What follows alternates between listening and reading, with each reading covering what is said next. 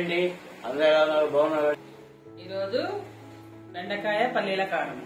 1/2 KG బెండకాయ cut చేసుకున్న ముక్కలు, కొద్దిగా పల్లీలు, ఎల్లుల్లిపాయలు, కొద్దిగా మినపప్పు, జీలకర్ర, కట్ చేసుకున్న ఒక ఉల్లిగడ్డ. సవాని అమ్మ తీసినా ముందు పల్లీలు చేయమ్మా, దాంట్లో పల్లీలు ఇది కొంచెం ఎర్రగా దోరగా ఎగనిచ్చుకోవాలి.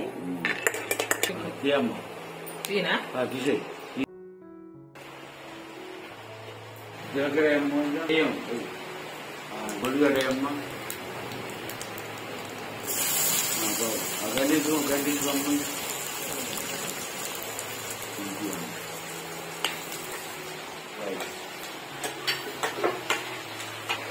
కొద్దిగా మరి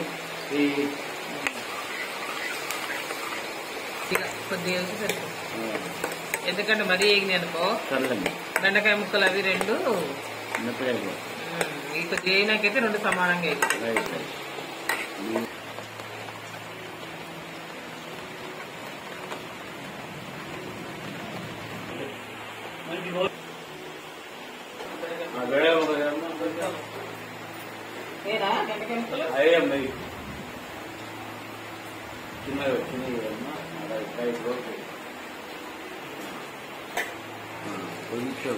మూత పెట్టమాకు, ఎందుకంటే మూత పెడితే ముక్కలు నలిపోతాయి. అందుకనే మూత పెట్టుకున్నట్టు ఇట్నే గ్రీన్ గా ఉంటది. ఒక 5 నిమిషాలకి మగ్గనివ్వాలి కొద్దిసేపు. దీన్ని వేయించుకున్న పల్లీలు ఉన్నాయి కదా, దీంట్లో కొంచెం జీలకర్ర వేసుకుందాం.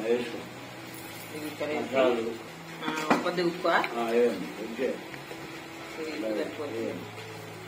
వేసి తర్వాత ఎల్లిపాయలు వేసి పట్టుకోవాలి. ఇప్పుడు ఇలా పొడి చేసుకున్నాం కదా, కొంచెం బరక బరకగానే ఉండాలి, మరి ఫైన్ పేస్ట్ ఉండొద్దు. ఎల్లిపాయలు వేసుకుందాం. ఇప్పుడు ఒక తిప్పు తిప్పుకుందాం కచ్చాపచ్చి కదా. కారం వేయటం మర్చిపోయాం. ఇందులో ధనియా పౌడర్ లో కారం వేయటం మర్చిపోయాం. కారం వేసుకొని పట్టుకోవాలి, కాకపోతే మర్చిపోయాం కాబట్టి ఇప్పుడు మనం మగ్గినా చేసుకోవచ్చు.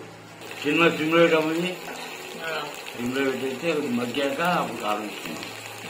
Okay right. మీకు ఇష్టమా బెండకాయ?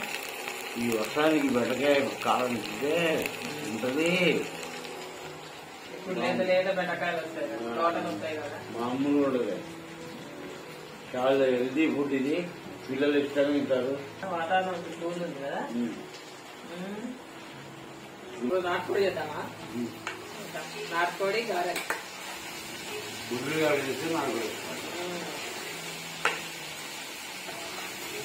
వీడియో చేస్తాను. నాకు వీడియో వస్తే అప్పుడు అల్లుడు వీడియో వస్తుంది. పెట్టుంటేనే తింటాం. వాళ్ళు కూడా చూడాలి. మంచి కర్రీ నాటుకోడి కర్రీ, బొగ్గులు గారు పండు పట్టేస్తారు. నా బిడ్డ నా అల్లుడు తీసుకో. ఇంకా వేడి వేడి కారం అమ్మా, చెంచానగా కారం వేస్తుంది. ఎక్కువేమో చెంచాన కాదు,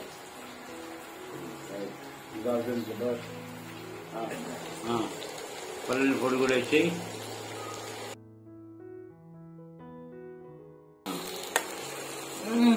ఎల్లిపాయ పడంగా వాసన వెళ్ళి అదిమ్మా. ఏమండి జీలకర్రకు ఎల్లిపాయ కూడా చేయడం ఆ రెండు బడ్డాయిలు బాగుండు. వేడి అన్నం పెడుతుంది